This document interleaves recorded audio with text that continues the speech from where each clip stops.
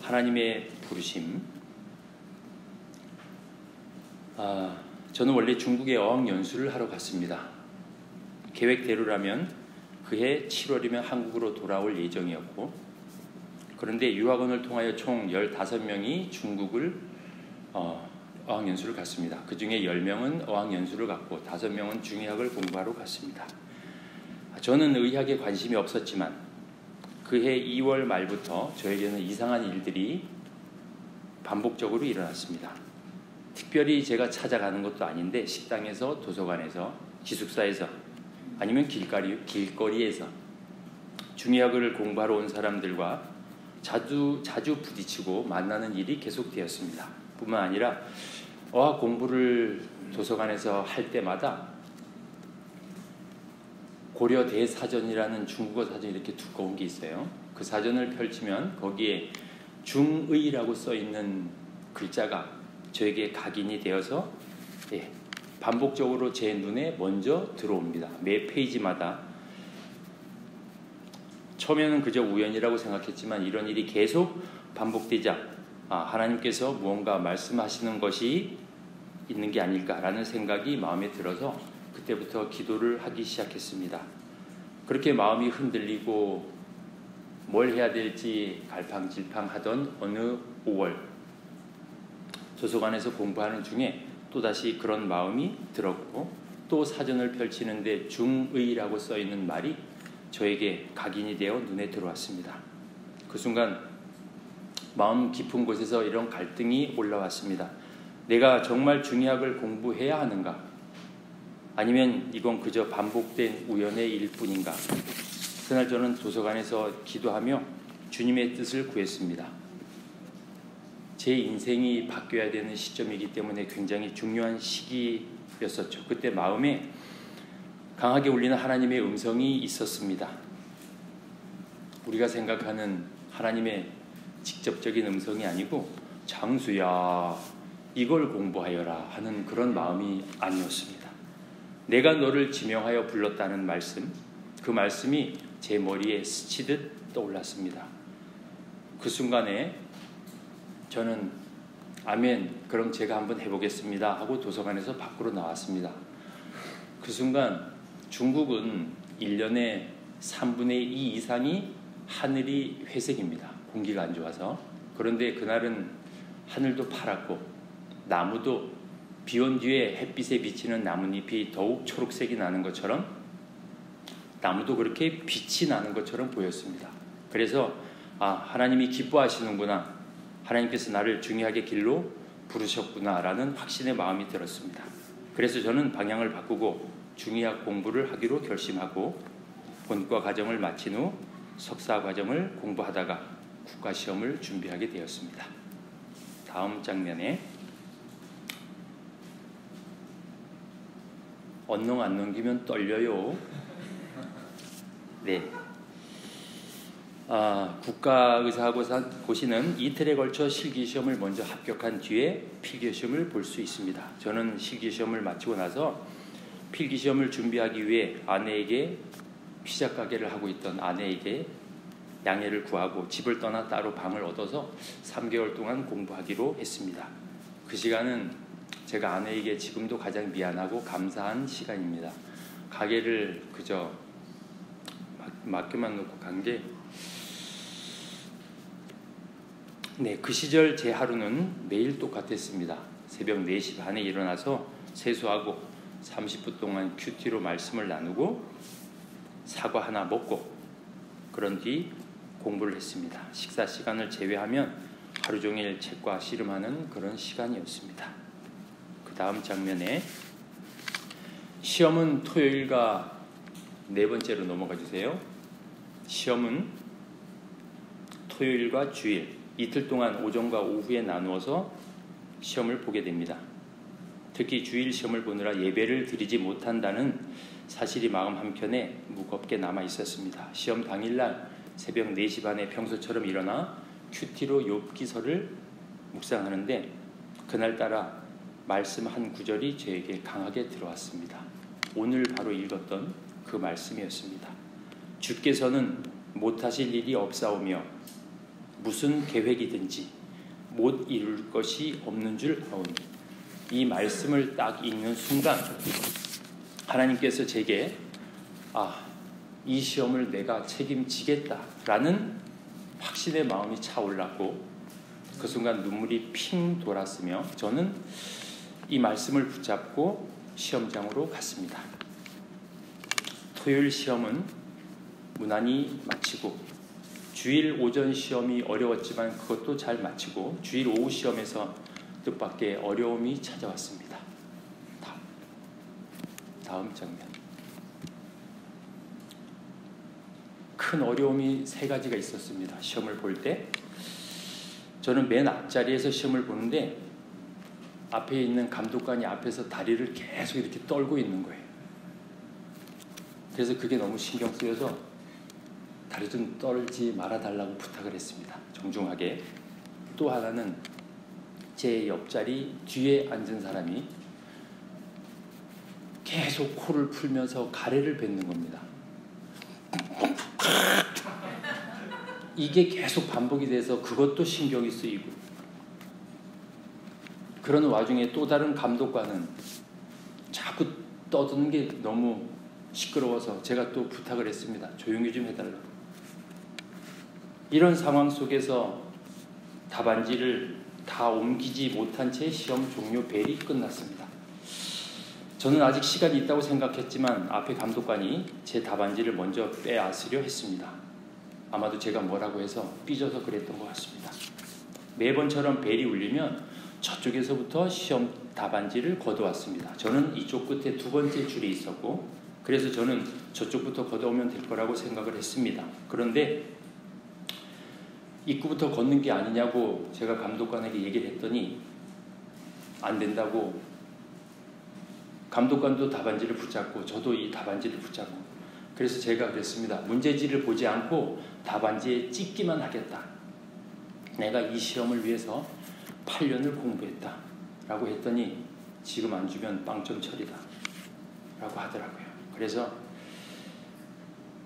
결국은 그냥 냈습니다. 그리고 시험장을 나서는 순간 하늘이 노랗다라고 느낀 게 아니라 정말 하늘이 노랗게 보였습니다.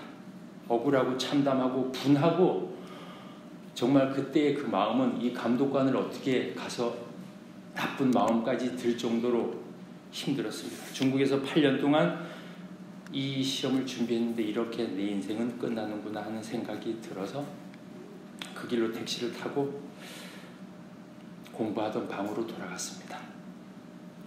다음, 공부하던 방으로 돌아와서 저는 하나님을 원망하며 하염없이 울었습니다.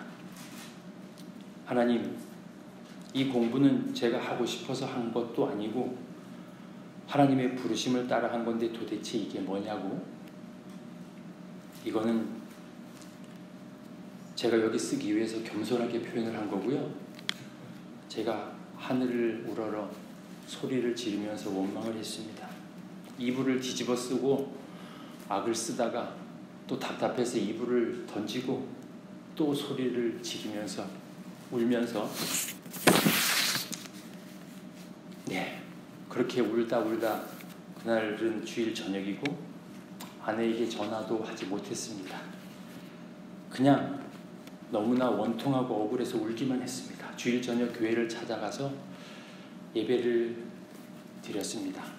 아내와 만나서 아내는 제 옆자리에 앉아 있었고, 그때 찬양을 부르는데 약한 나로 강하게, 가난한 날 부하게, 눈먼 날 볼 수 있게 주 내게 행하셨네. 이 찬양이 울려 퍼졌습니다. 저는 이 찬양을 들으면서 하염없이 눈물이 흐르는데 이 찬양의 깊은 의미보다 원망을 하면서 불렀습니다.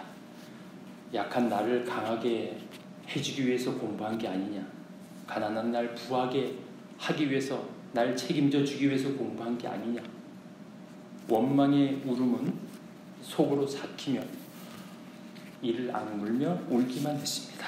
그날 예배는 눈물과 원망 속에서 끝나고 제 옆에 아내는 아무 말 없이 그냥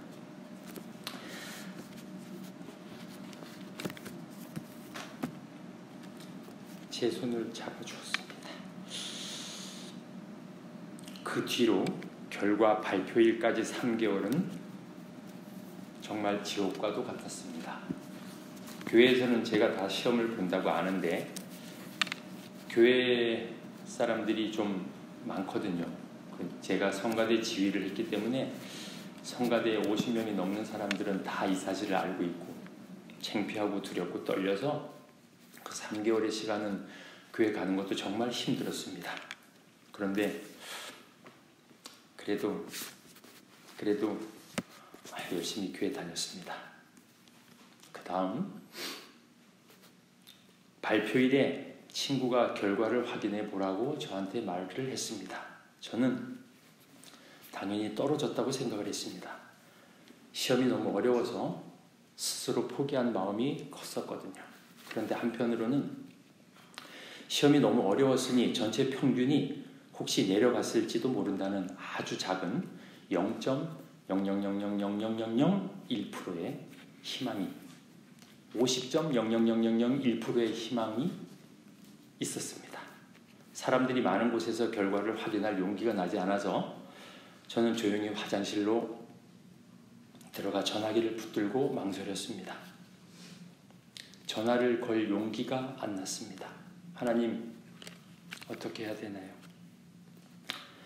하나님, 어떻게 해야 되나요? 어떡하나요? 라는 말 속에는 뭔가 하나님이 저에게 메시지를 주실지 않을까 하는 마음으로 어떡하나요를 말했습니다. 그때 하나님이 저에게 어떤 말씀을 주셨을까요? 하나님은 아무 말도 없었습니다. 주시기를 바랬지만 아무 말이 없으셨습니다. 그래서 그냥 전화를 했습니다. 수험 번호를 말하자 그쪽에서 들려온 말은 뜻밖의 지거, 이 말이 중국말로 합격이라는 말입니다. 저에게 합격이라고 말했습니다. 축하한다고. 순간 저는 믿지를 못하고 손을 들고 예스! 예스! 예스를 3번 외치면서 떨다가 어느새 제 입술에서 자연스럽게 찬양이 나왔습니다. 나의 힘이 되신 여호와여, 내가 주를 찬양합니다. 이 찬양은 여기에서도 저에게 힘이 되었지만 나중에 태국에 사역을 갔을 때도 저에게 큰 힘이 되는 찬양이었습니다. 저는 좁은 화장실에서 기쁨과 감사의 눈물이 흘러내렸습니다. 억눌렸던 감정이 모두 터져 나오듯 하나님께서 저의 모든 수고와 눈물을 아시고 마침내 응답해 주셨음을 깊이 느낄 수 있었습니다. 내가 내 기도를 들었고 내 눈물을 보았노라 하는 이사야의 말씀이 떠올랐습니다. 그 후에야 비로소 시험을 보고 원망하면서 불렀던 그 찬양, 약한 나로 강하게의 의미를 다시 한번 알 수 있었습니다. 약한 나로 강하게, 가난한 날 부하게, 눈먼 날 볼 수 있게 주 내게 행하셨네. 내가 건너야 할 강 거기서 내 죄 씻겼네. 이제 주의 사랑이 나를 향해 흐르네. 깊은 강에서 주가 나를 일으키셨도다. 구원의 노래 부르리. 예수 자유 주셨네. 호산나 호산나 죽임 당한 귀한 어린 양 호산나 호산나 예수 다시 사셨네. 이 찬양은 사실 하나님께서 제게 주신 위로의 찬양이었다는 것을 깨달았습니다. 시험 직후 저는 깊은 뜻을 알지 못하고 위로의 찬양을 원망의 찬양으로 불렀던 것입니다. 합격 후에 그 찬양의 가사가 마음 깊이 울리며 하나님의 계획이 얼마나 선하고 신실하신지를 새롭게 느낄 수 있었습니다. 만약 그때 제가 시험에 합격하지 못했다면 저는 의료 선교사의 길로 나아갈 수 없었을 것입니다. 하나님께서는 이미 제 삶의 큰 그림을 그리시고 하나씩 퍼즐을 맞추고 계셨음을 알게 되었습니다. 단독으로 사람들을 모아 첫 의료 선교를 떠나며 24시간 동안의 기차에서 전하는 복음은 제 옆에서 아버지가 같이 계시는구나 라는 걸 강하게 느낄 수 있었습니다. 왜냐고요? 평상시에 제가 하지 않았던 말들을 복음을 전할 때 막 제 입에서 그 말들이 삐져나온다는 그런 느낌을 강하게 받았으니까요. 또 도착해서 첫날 치료하며 느끼는 가슴 벅찼던 감동은 마치 복음을 기다렸다는 듯이 그들이 받아들이는 것을 보면서 이것이 하나님께서 나를 부르신 길이었구나를 확신하며 의료 선교사의 길로 가게 되었습니다. 또한 기차를 타고 다시 24시간을 내려오면서 의료 선교를 하던 시간들을 돌이켜보며 창밖을 내다보고 있었는데 그때 하나님이 저에게 강원도 사투리로 말을 하는 것이 아니라 표준말로 저에게 다정하게 말씀하시는 걸 느낄 수 있었습니다. 내가 너를 지명한 이유를 알겠니? 그런 음성이 들리는 것 같았습니다. 지금은 멕시코로 당일 의료 선교를 다녀오지만 예전에는 1박 2일로 다녀왔습니다. 그때는 토요일 저녁에 사역을 마치고 함께 모임을 나눌 때 첫 찬양으로 약한 나로 강하게를 불렀습니다. 그 찬양을 부를 때마다 늘 예전에 의사고시에 떨어졌다라고 생각했던 초심과 겸손한 마음으로 돌아가고 싶다는 생각이 들게 하고 깨우치기 위해서였습니다. 그래서 어디를 가든 선교지에서 첫 찬양은 늘 이 곡으로 시작합니다. 지금도 저는 신앙이 다운된다고 생각되면 약한 나로 강하게라는 찬양을 천천히 음미하면서 여러 번 반복해서 이 찬양을 부릅니다. 미국에 오기 전 중국에서 하나님께 기도하며 더 깊이 하나님의 말씀을 배우고 선교를 제대로 감당하기 위한 마음의 결단을 하게 되었습니다. 그 결과 단순히 열정만으로는 선교를 감당할 수 없음을 깨닫고 하나님께서 기뻐하시는 선교를 더 잘 해보기 위해 미국에 와서 선교 신학을 공부하며 지금도 일과 학업을 병행하고 있습니다. 선교 신학을 공부하기 위해서 기도하며 그때 미국에 먼저 와 계셨던 조지민 목사님과 통화를 하면서 제가 미국으로 오게 된 계기가 되었습니다.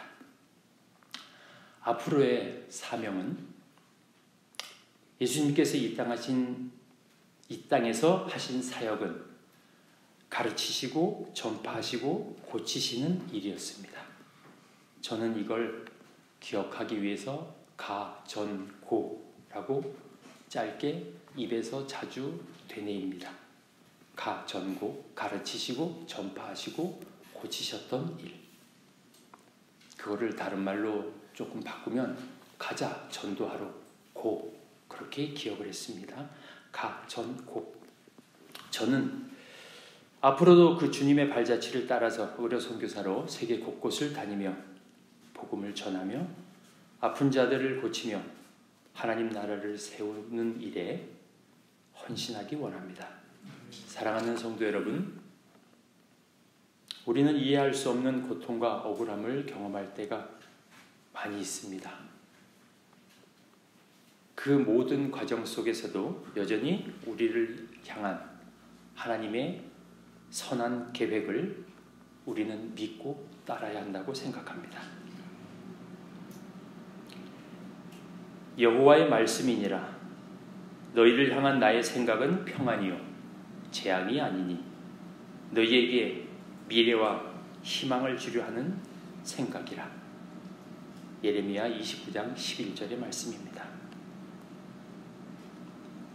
저는 지금까지 한 번도 간증이라는 걸 해보지 않았는데 저의 간증이 여러분에게도 하나님의 선하신 계획을 신뢰하며 어떤 상황에서도 믿음을 붙잡고 가게 하는 작은 증거가 되기를 소망합니다. 감사합니다. 잠깐 기도하겠습니다.